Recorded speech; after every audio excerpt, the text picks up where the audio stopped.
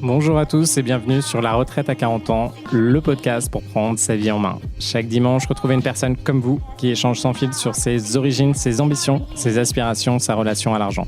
Je m'appelle Victor Laura, je suis l'expert français du frugalisme et du mouvement FIRE, Financial Independence and Retire Early, indépendance financière et retraite précoce. Retrouvez mon livre La Retraite à 40 ans, c'est possible aux éditions Larousse. Pour rejoindre le mouvement FIRE, c'est sur devenirfrugaliste.com. Il y a une communauté, des workshops et des outils.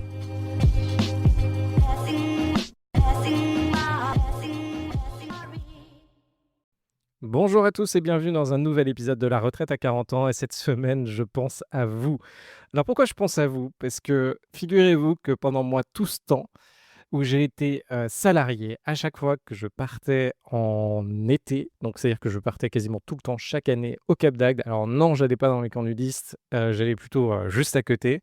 Je partais là-bas 2 semaines et j'ai fait ça pendant environ 7 ans. Et c'est pour ça que j'ai investi aussi beaucoup dans le coin pour ceux qui se posent des questions. En allant là-bas, je profitais de ces 2 semaines pour faire un véritable break. Et d'ailleurs, je tiens à remercier mon ex qui me permettait de faire ça. Sinon, je serais resté à Paris à essayer de bosser, sachant que j'avais besoin vraiment d'un break. Et du coup, pendant ce break, qu'est-ce que je faisais ? C'est là où j'ai construit mes plus gros outils de gestion de mon propre patrimoine. Donc, que ce soit des outils qui me permettent donc la fameuse Fire Tool. Je ne sais pas si vous en rappelez à l'époque.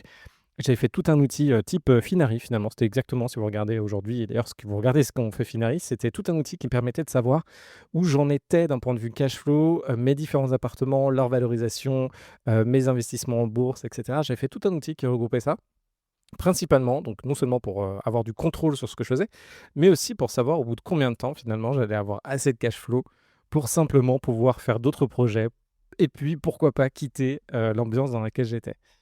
Et là, je reviens vers vous aujourd'hui. Pourquoi ? Parce que vu que c'est le 17 août, je pense qu'il y a beaucoup d'entre vous qui commencent à être dans la rentrée. Il y a sûrement les premiers préparatifs pour les enfants, pour la rentrée, le retour. On commence à rechanger d'énergie.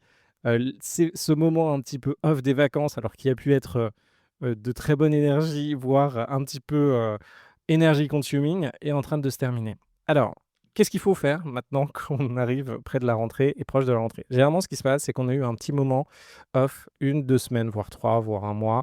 Et puis même au boulot, finalement, ça a été un moment assez off.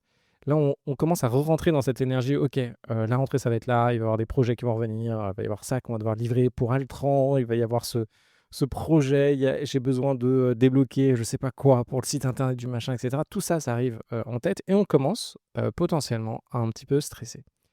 Il y a notre ami Jeff Bezos qui, bon, a pas forcément fait que du bon, mais a quand même fait des trucs pas mal.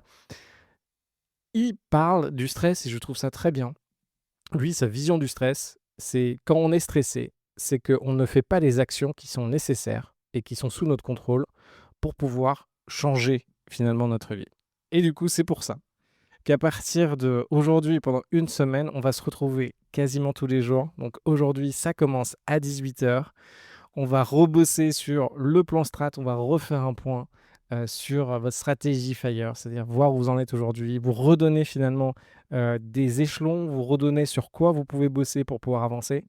Demain, à 20h, ce qu'on va faire, c'est qu'on va reprendre toute la partie immobilière, voir qu'est-ce qui est intéressant, rechallenger, voir qu'est-ce qui se fait aujourd'hui en 2025, voir les invests qui sont sympas. Mardi, on va repasser sur la reprise de boîtes. Quelles sont les boîtes qu'on peut reprendre en fonction de son budget ? Quels sont les types de boîtes qui sont intéressantes ? Quels sont les risques ? Quelles sont les choses qui sont intéressantes à faire ?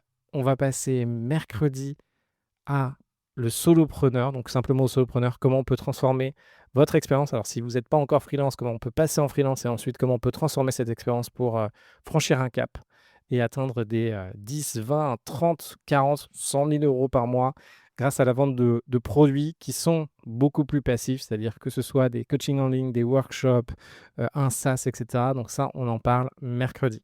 Donc cette semaine, qu'est-ce qu'on fait ? On rentre dans l'action. Généralement, quand on est stressé, il y a un truc qui marche très très bien, c'est de rentrer dans l'action.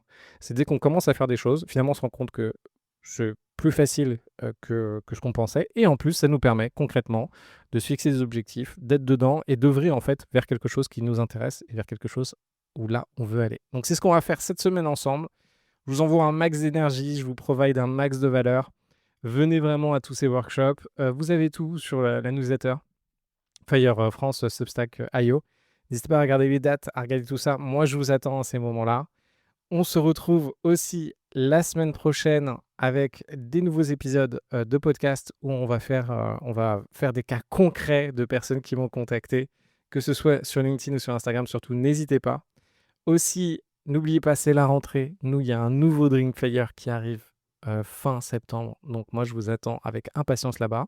En tout cas, on se retrouve ce soir. On se retrouve demain, après-demain et après-après-demain. Venez, c'est les moments de poser vos questions. C'est les moments de se remettre dans l'énergie pour faire des invests. C'est les moments surtout de ne pas lâcher. On se rappelle à chaque fois, nous, ce qu'on fait, c'est pas compliqué. On a une notion où on se dit, OK, on a un objectif. On a un objectif de patrimoine, on a un objectif de cash flow et on a surtout un objectif de... En fait, quand vous vous lancez là-dedans, c'est simplement un investissement sur vous-même pour pouvoir vous développer, quoi. Donc, vous allez changer votre vision du risque, vous allez prendre plus de risques. Il y a des moments, il va y avoir des petits pépins, on ne peut pas tout prévoir, mais vous allez surtout devenir plus costaud et avancer.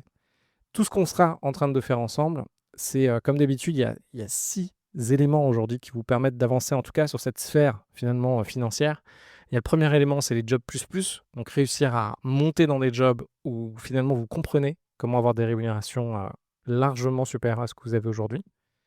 Il y a l'immobilier, comment faire de l'investissement locatif. Et là, il y a 2 stratégies, soit vous le faites avec de la dette, soit vous le faites sans dette en faisant de la sous-location. Après, il y a la stratégie solopreneur. Donc, effectivement, c'est passer dans un premier temps en freelance. Et ça, déjà, c'est une épreuve. En fait, chacune des épreuves, ça demande du temps, ça demande de l'énergie. Une fois que vous êtes en freelance, c'est comment finalement réussir à créer quelque chose qui permet de ne pas avoir votre temps et vous vendez des résultats. Et donc là aussi, ça demande du temps.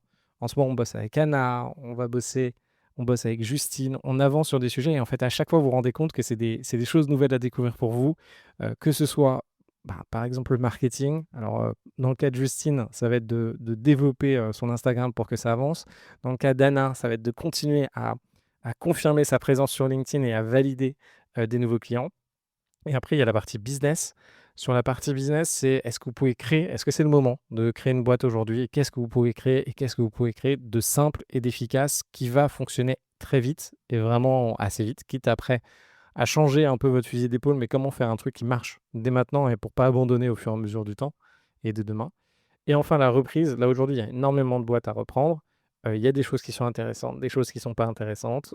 Est-ce qu'il y a pas une première étape à faire de votre côté qui est de reprendre un petit site internet pour voir ou sinon vous passez directement sur un projet plus conséquent qui va vous amener finalement à bien avancer, comment bien négocier tout ça. Et enfin, il y a toujours notre partenaire ultime qui est la bourse. Comment finalement c'est bien de bosser, c'est bien de faire du cash, c'est bien d'avoir du flux d'un côté, mais où on stocke cet argent? Donc effectivement, on peut le stocker dans l'immobilier, sinon on peut le stocker dans la bourse. Et la bourse, effectivement, ce qui est vachement bien, vous le savez, c'est que là, pour le coup, c'est du full passif. Si vous ne passez pas beaucoup de temps à faire du stock picking, le full passif, c'est quoi? Vous achetez, vous stockez votre argent là-bas et vous n'avez pas à y penser. Ça avance en fonction du marché. Donc, ça peut effectivement chuter, mais sur les dernières années, en tout cas, en fonction des produits que vous prenez, il y a quand même une perte de 10 à 12% par an. Et ça, ce qui est bien, c'est que ça vous permet de ne pas avoir d'énergie à enclencher. Donc, par exemple, je peux vous parler de l'ensemble des lots que je peux avoir sur l'immobilier. J'ai chaque année entre 100 et 200 000 euros de travaux à réaliser. On est entre 200 et 300 lots. Il y a des moments où, soit tout est optimisé, etc. Mais vous le savez très bien, même quand tout est optimisé, que c'est censé être délégué, il y a toujours des couacs, il y a toujours des choses à revoir.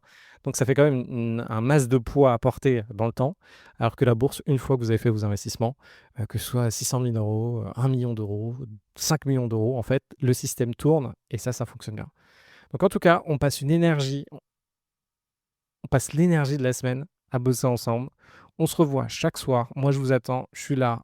Je suis là pour répondre à vos questions. Profitez de cette énergie. Profitez de passer du temps pour être avec des personnes qui ont envie de tout dégommer. Moi, je vous attends directement ce soir à 18h. Et après, on enchaîne à 20h tous les soirs. À plus.